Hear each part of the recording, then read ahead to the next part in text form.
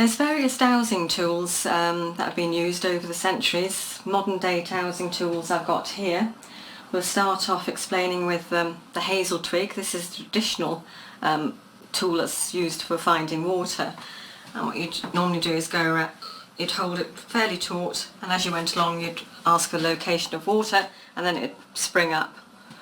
Or sometimes, in case of a man, you might get it going that way and springing down when it found the water. So that's your traditional hazel twig, or hawthorn in this case. Now, if you haven't got the old traditional twig, the other thing that's quite useful, you can just use two plastic pieces tied with another plastic piece at the bottom there, and you've got yourself another V-rod again, which is what we call now is a V-rod. And again, when you find the water source, it flicks up or down. Now, one of the other tools, which is little known by people, is a bobber. Now, a bobber can be found for locating the aura on trees, like for instance on a plant. As we walk forward towards the plant, please show me where the aura of the plant is. So it's coming out, coming out, coming out. So as we're there, that's the aura of the plant. So that's what a bobber is used for, or it can be used to find areas of geopathic stress. We'll see if there's an energy line as we walk forward here, to see if there's there's an energy line there. So then it will start spinning and bobbing. So that's the use of a bobber, a very useful tool. Next tool we come across is your traditional pendulum. Now, many people, they don't know how to hold a pendulum. They seem to hold it very long and they dangle it like this, and it doesn't do anything very much except swing. I recommend you hold a pendulum 3 to 4 inches only. Ask for your yes and no response. Please show me my yes, and please show me my no response. And I always ask for an I don't know response, which mine just goes round and round clockwise. Now, you need an I don't know response, because if you don't get a yes or a no answer, you need to know that your question can be answered at a later date, or it's not the right time to do it at this moment. And pendulums are very good, and as you'll know later on in the series, we're going to work with a pendulum to look at health issues and dowse on nutritional charts and crystal healing charts. So that's your pendulum. Now we have the dowsing rods.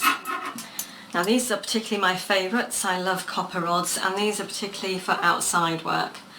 And again, you'd walk along, please show me any harmful earth energies, and they'd cross over yes. Or I'd say, please show me if there's any negative energies here, and it would turn out no.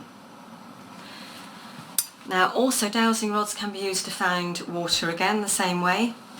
Please show me a good water source, and they can be used as a direction finder. And when you're over the water source, again, you can say, is this where the water source is? And they would cross. So these are really excellent for outside work use. Now, if you're not working outside and you're not too sure of your responses, these are excellent dowsing rods for working inside. They have a little tube and they move up and down. And there you can see that I'm not moving them at all. So again, we can walk along. Please show me, is there any geopathic stress here? Yes, there is. And I haven't moved those at all. They're moving of their own accord. Now, these are perfect for working indoors or if there's no wind, because as you can see, they are very, very light, very, very sensitive. But at least you can tell that they're working for you and not you working them at all. Even if I hold them with my finger and thumb, you can see that I haven't used them to go in over the earth energies. Now, this particular dowsing rod was made for me by a lovely chap in North Wales, in Anglesey, on my visit there. And this is very, very sensitive. And this is particularly good for locating sources of water. Again, it's pointing away to the water again, over here.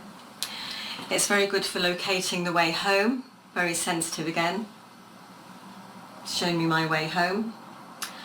Again, because I'm not making this move, it's stuck in this piece of wood here. Again, you can see that this dowsing rod is working from its own energy,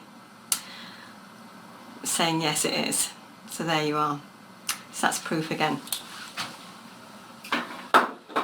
Now I have one last tool here which can also be used. It's called a squiggly, and you can actually make this out of packing case material by just cutting out a piece of packing case material in this shape, and you hold it very, very taut, same as you do with the V-rods, and you can walk along. Again, please show me the harmful earth energies, and it'll cross like that.